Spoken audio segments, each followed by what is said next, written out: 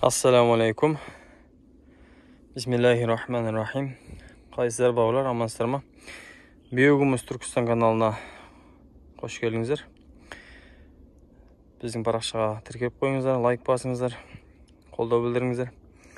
Алла қаласа үйдегі 10 квадрат бортымызға асқабақ бермекшіміз. Салушындарға. Бұлар асқабақты, сәбізді, жалпы тәтті нәрсені өте жақсы көреді.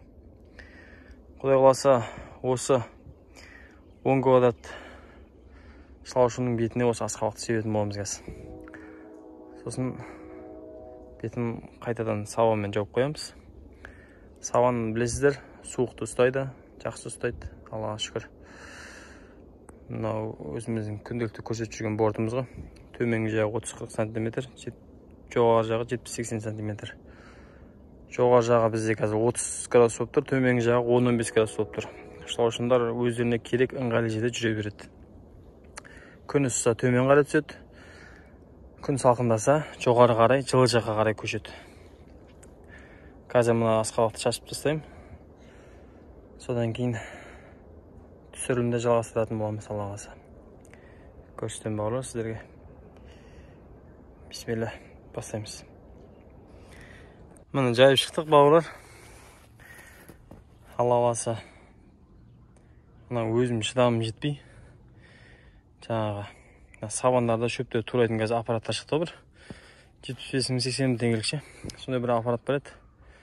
Сол аппаратпен майдалап берсе жақсы болады да. Соған шыдамым жетпей, өзім турап осылай бере берейінші дедім да.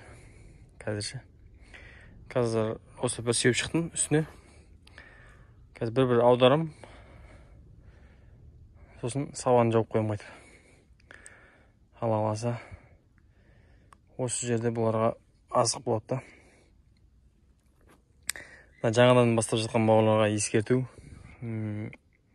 Жалпы 3 айда 1 квадратымыз 10 квадрат болады дейміз ғой. Сол кезде ескертетін жағдайлар. Біз шылаушынға қалай қараймыз? Яғни жақсы қарасақ, олар жақсы көбейеді. Әйтеуір тастап қойып, олардың температурасын өлшемей, жаңа 15 пен 25 градустар аралықтағы температураны ұсталмай, 3 айдан кейін келіп 10 квадрат шылаушынға қол жеткіземіз деген нәрсе, ол далбаса ол. Өйткені бұны бақылау керек. Дұрыс, азанда кешке бір көріп қойсаңыз жетеді.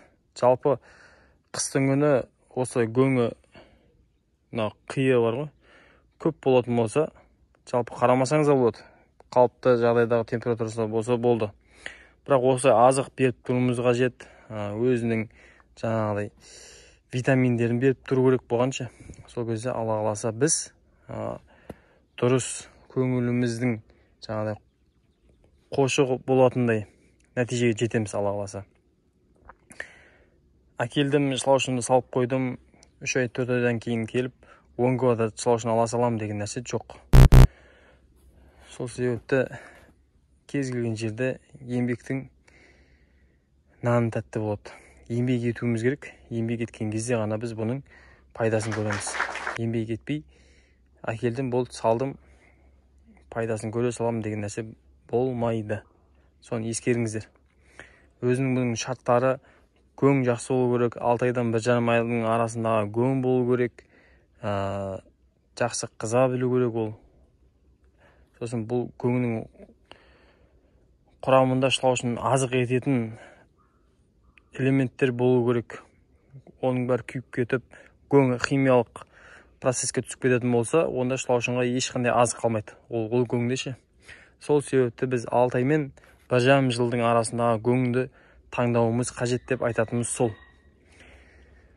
Бауырлар, Алла қаласа қазір осы асқабақтың үстіне плюс коробка кеше алып кеп жыртып, жаңа суға батырып, нәмдеп қойғам. Оны да тастаймын. Коробкаде бұның жаңағы моллюскілер бар ғой, личинкілері, солар жақсы жейді, соны азық қылады.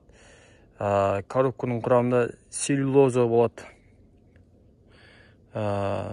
Осы шылаушындарға ол да азық болып есептенеді. Алла қаласа білгендеріңізбен пікірде сіздер де бөлісіңіздер. лайк басыңыздар, қолдаңыздар. Алла қаласа осы кәсіпті қазақ елінде көркейтіп, қазақ елінің жерінің құрамын, сапасын дамыта берейік. Алла қаласа. Бұл біздің биогумус емес, шылаушын көбейту мақсатында өсір жатқан бортымыз. Үйде 10 квадрат бар, басқа учаскеде 200 квадрат бар. Ол жерде де сол көбейту мақсатында болып жатыр қазір. Одан бөлек кімде-кімге биогумус, шылаушын сұйық биогумус қажет болатын болса, біздің нөмірге хабарласыңыздар, кез келген өңірге, кез келген қалаға жеткіземіз. Аллах нәсіп етсе. Сол бауырлар, міне біздің бортымыз 5-2, 10 квадрат. Бұл асқабақты бердік. Енді қазір үстіне коробка төсеймін. Сонымен бұларды мазаламаймыз, жауып қоямыз. Баршаңызға Алла разы болсын. Біздің YouTube, Insta, TikTok парақшаларымызға тіркеліңіздер. Барынша шамамыз келгенше сіздермен қызықты контентпен, білгенімізбен, тәжірибеден өткен нәрселермен бөлісуге барынша атсалысамыз. Бауырлар, өткенде жаңбыр жауған кезде жаңбырдың суын жинап алғанбыз. Сол жаңбырдың суы бұларға таза витамин болады. Жаңбырдың суына бұлар өздерін керемет сезінеді. Жалпы жаңбыр құрты деп те айтады ғой, бұның бір аты ше, шылаушында ше. Сол жаңбырдың суына осылай коробканы жібіткенбіз кеше, міне майдалап. Осы коробкада бұлардың личинкілері, моллюскілері өздерін жақсы сезінеді, соны жақсы жейді. Бұны айтып кеттік қой, целлюлеза болады деп ше. Тілім келмей жатыр ғой, айналайын ау. Қазақша атаған екен оның. Осыны Алла қаласа мынаның бетіне себетін боламыз қазір. Сепкеннен кейін қазір көрсетемін.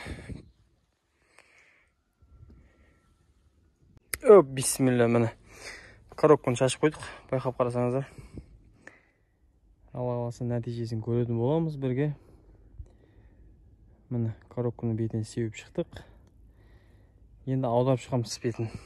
Аударып шығамыз да, астына тастаймыз, бетіне күң тастаймыз да. Сонымен сабан жауып тастаймыз.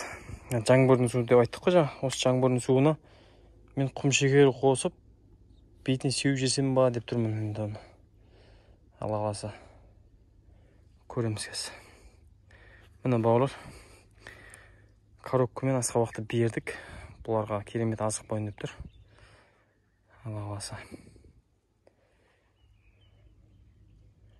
Нәтижесін болашақта көретін боламыз. Жалпы тәжірибеден өткізіп, жемісін көріп жатқан бауырларымыз бар, ағаларымыз бар. Мен әбден сұрадым. Сол себепті беріп жатырмын бұл коробканы, асқабақты. Керемет бауырлар. Сылаушындарға беріп тұрып, өзім тойып тұрмын да. Бұл енді осы іске деген сүйіспеншілік деп түсініңіздер. Алла қаласа бұның жемісін көріп, пайдасын көрген кезде осылай коробканы майдалағаныма өкінбейтін боламын ғой, иншалла. Өйткені әрбір еңбектің өзінің жемісі бар. Сол жемісін көрді, баршамызға нәсіп етсін. Баршаңызға Алла разы болсын. Парақшамызға тіркеліңіздер, лайк басыңыздар, пікір жазыңыздар. Беретін кеңестеріңіз болса, оны да айтыңыздар. Жақсы, баршаңызға рахмет.